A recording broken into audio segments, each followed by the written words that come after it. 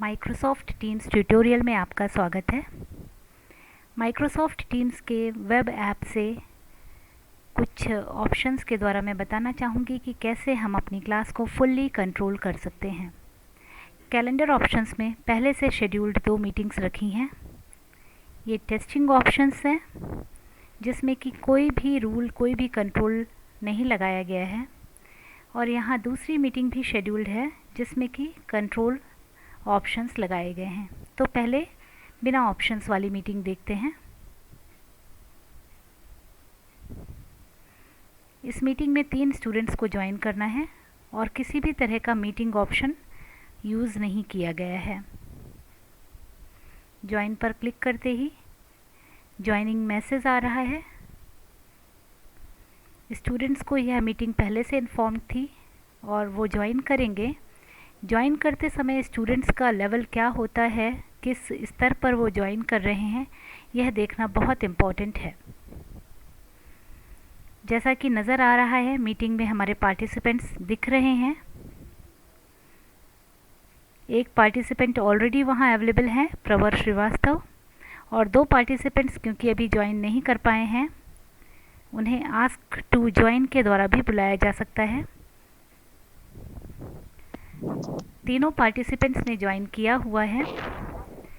छात्रों को आमतौर पर हमें यह कह के रखना है कि सारे स्टूडेंट्स अपना माइक म्यूट रखें। सारे स्टूडेंट्स अपना माइक म्यूट रखें। Yes ma'am. इस तरह का इंस्ट्रक्शन माइक और वीडियो को ऑफ रखने का दिया जा सकता है।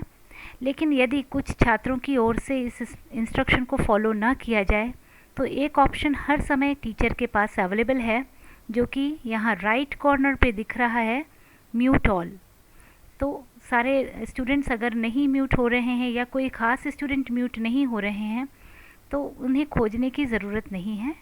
लगभग 150-200 बच्चों की जो क्लास है या 50 बच्चों की भी क्लास है तो म्यूट ऑल करके उन्हें म्यूट किया जा सकता है। इसे टेस्ट करने के लिए मैं स्टूडेंट्स को बोलूँगी एक बार सभी स्टूडेंट्स अपना माइक अनम्यूट कर लें। सभी स्टूडेंट्स अपना माइक अनम्यूट कर लें। तो जैसा कि अभी दिख रहा है, स्टूडेंट्स के माइक अनम्यूट करते ही कोई ना कोई शोर शराबा आसपास से आने लगता है और म्यूट ऑल बटन के द्वारा टीचर उसे म्यूट कर सकते हैं। सभी स्टूडेंट्स एक बार में म्यूट हो गए। इसके बाद भी कोई छात्र अगर डिस्टर्बेंस करते हैं तो उन्हें उस समय मीटिंग से रिमूव किया जा सकता है। रिमूव करने का ऑप्शन उस पर्टिकुलर स्टूडेंट के नाम के सामने दिखता है। 3 डॉट्स नज़र आ रहे हैं। 3 डॉट्स पर आप जब क्लिक करेंगे तो ऑप्शंस में रिमूव पार्टिसिपेंट दिख रहा है, उसके द्वारा आप उन्हें रिमूव कर सकते हैं। अब बात आती है कंट्रोल्स की। अभी जैसा कि यहाँ नज़र आ रहा है, अगर हमने कंट्रोल सेटिंग्स नहीं की है तो हमारे सारे students make an attendee option के साथ नज़र आ रहे हैं। इसी प्रकार सभी स्टूडेंट्स को यह ऑप्शन दिखते हैं जहां पर वो दूसरे बच्चों को रिमूव या म्यूट कर सकते हैं। मैं पुनः बताना चाहूँगी कि सारे स्टूडेंट्स को अगर वो आपके ही लेवल पे हैं, प्रेजेंटर लेवल पे हैं, तो remove participant, mute participant, make an attendee, ये सारे ऑप्शंस उनको भी मिलेंगे। तो जो छात्र यहाँ पर परेशान करना चाहते हैं या कक्षा में ध्यान नहीं दे रहे हैं, वो इन ऑप्शंस के द्वारा दूसरे छात्रों को परेशान कर सकते हैं। अगर छात्र संख्या कम है तो शिक्षक मीटिंग शुरू होते ही इन ऑप्शंस का उपयोग करें। 3 डॉट्स पर क्लिक करके मेक एन अटेंडी बनाते ही आपको एक मैसेज मिलेगा, उसके द्वारा आपने स्टूडेंट को अटेंडी बना दिया। अब अटेंडी के पास किसी भी तरह का ऑप्शन नहीं होगा कि वो किसी दूसरे छात्र को म्यूट करें या रिमूव करें। यह तो तब हो सकता है जब आपके पास छात्रों की संख्या कम हो, लेकिन छात्र संख्या अधिक होने के कारण यह ऑप्शन दूसरी तरीके से प्रैक्टिस किया जा सकता है। छात्रों से बात करने पर यह कन्फर्म हो चुका है कि जब वो प्रेजेंटर लेवल पर होते हैं तो उन्हें भी सारे ऑप्शन नज़र आते हैं, जबकि जब वो अटेंडी स्तर पर होते हैं तो ना ही वो किसी छात्र को म्यूट कर सकते हैं, ना ही शिक्षक को म्यूट कर सकते हैं। अतः इन ऑप्शंस का आपको खास ख्याल रखना है। अब मैं इस मीटिंग को एंड करते हुए बताना चाहूँगी कि यह कंट्रोल आप कहाँ से कर सकते हैं। इस कंट्रोल को करने के लिए मैं कुछ देर के लिए इस मीटिंग को बंद करना चाहूँगी और छात्रों से अनुरोध है कि पुनः इस मीटिंग को ज्वाइन करने के लिए तैयार रहें, जहां वो पहले से ही अटेंडी बनकर रहेंगे।